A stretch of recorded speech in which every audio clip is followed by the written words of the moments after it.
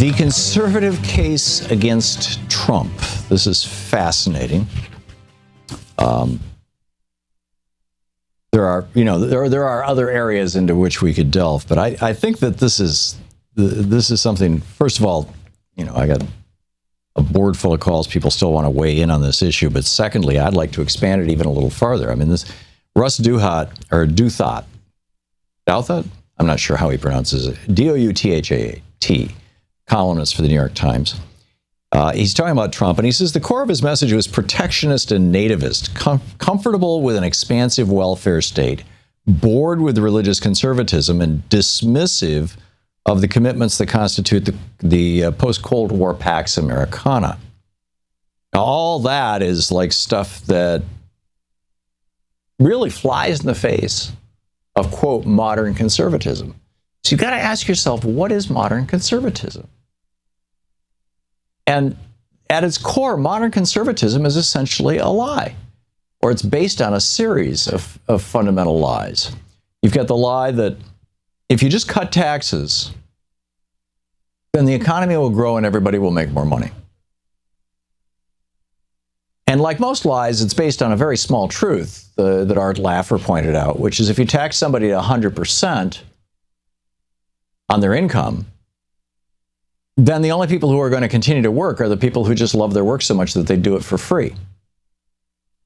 Which interestingly raises a whole nother argument about guaranteed minimum wage, but we'll save that for another time.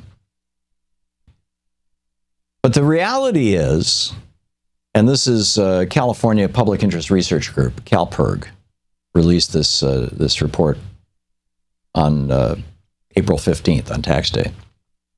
The reality is that in California, and they're looking at 2013, because this is the last year for which there are complete numbers that you can slice and dice and all that kind of thing, that the average California taxpayer paid an additional $1,783 a year in taxes just to make up for the money that rich individuals stashed offshore.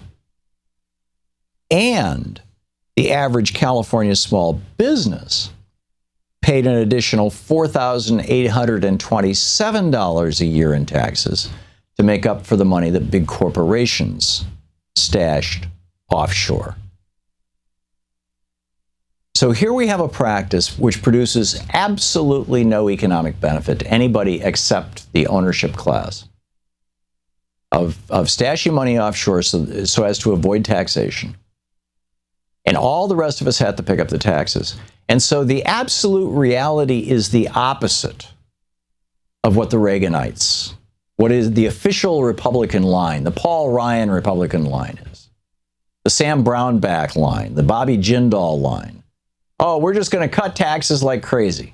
Everything will be wonderful. No, I'm sorry. You do that, you're going to have to close your schools. Your cities are going to be filled with potholes. Your lights aren't going to turn on. Your municipal power and water is going to become unreliable, et cetera, et cetera. And people are going to flee. Businesses are going to flee, and the people left behind are going to be unemployed, and you know where that goes.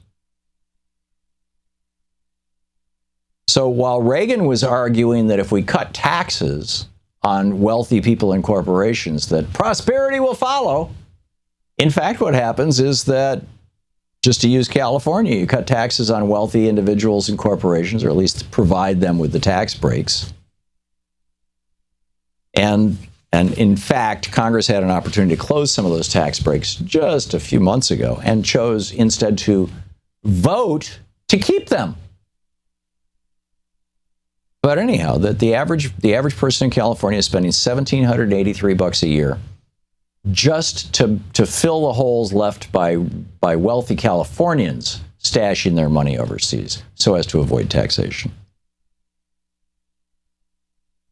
That's $184 billion in state and federal income taxes, and $110 billion specifically avoided by corporations. And they cost small businesses in California. Companies like this little company here, although I'm in D.C., not California, but I'm sure the effect is the same. Cost small businesses $4,800 a year. Now, think about this for a minute. The Reagan folks, the whole Reagan sales pitch for trickle-down economics, supply-side economics, Reaganomics, Republican conservative economics, whatever you want to call it, the whole sales pitch was that eventually, if you increase money on the supply side, if you give more money to rich people, they will build factories and they will supply more goods, and those more goods will cause people to buy them. And once again, this is one of those things where the exception is what proves the rule. The exception is the example that they use. If Steve Jobs had never invented the iPhone, or if whoever the engineer at Apple is who invented the iPhone, in any case, if Apple had never come out with the iPhone, then there wouldn't have been demand for the iPhone because people didn't even know it existed. And if there wasn't demand, nobody would have bought one. So you create demand by producing supply. And yeah, it's true. Every now and then you produce something that's so cool, everybody wants to have one, whether it's a pet rock or a flat screen TV. But that doesn't mean that the economy is driven by supply. The economy is driven by demand. You can stimulate demand by coming up with something really cool as part of supply. But people still have to have money to buy it. That's called demand. What economists refer to as aggregate demand is really, it's a fancy way of saying the money in people's pockets, the discretionary income, the disposable income that they have, the money they have left over. And so Reagan says, if we cut the taxes on these rich folks and on these big corporations by letting them stash their money overseas, among other things, he provided a million loopholes. But if we let them do that, that's going to magically stimulate the economy. And no, it's not. What it's doing is it's taking $1,700 a year out of the pocket of working people in California that they could use to buy things. That's called demand, which would stimulate the economy. So you're actually suppressing the economy at the level of the individual employee. And you're also suppressing the economy at the level of the business. Small businesses in California are paying $4,800 a year to make up for the taxes that the big California corporations are stashing offshore. Big companies like Apple. And so those small businesses don't have the money to invest in new products, in R&D, in development, in paying their employees better, in things that would generate demand in advertising and marketing. It's just not there. This is where and once you have just like the most fundamental understanding of this, you get this. Rick Scott, the governor of Florida, which has no income tax, right, and low taxes. Scott's administration released a radio ad urging California businesses to consider moving to Florida to avoid the state's new wage floor, which would be $15 an hour by 2022. Scott personally announced he's going to go to California. All right, new ad. Come to Florida. Poverty wages for all. Well, no, that's not the ad, but that's basically what it says. So Jerry Brown writes him a letter. Dear Governor Scott, writing to welcome you back to California, a state that in the last year has added more jobs than Florida and Texas combined. We're home to Hollywood, Silicon Valley, and more than 50 Fortune 500 companies. We attract more than half the nation's venture capital investment, win more than a quarter of the nation's patents, and grow much of the nation's fruit and vegetables. Our budget is balanced. We're paying down debt and building a solid rainy day fund. Rick, a fact you'd like to ignore. California is the 7th largest economic power in the world. We're competing with nations like Brazil and France, not states like Florida. If you're truly serious about Florida's economic well-being, it's time to stop the silly political stunts and start doing something about climate change. 2 words you won't even let state officials say. The threat is real, and so too will be the devastating impacts. To help you get a better grasp on things, I'm enclosing a recent report authored by the Risky Business Project, led by Hank Paulson and Michael Bloomberg. And, on it goes. So Governor Brown just basically calls out Rick Scott.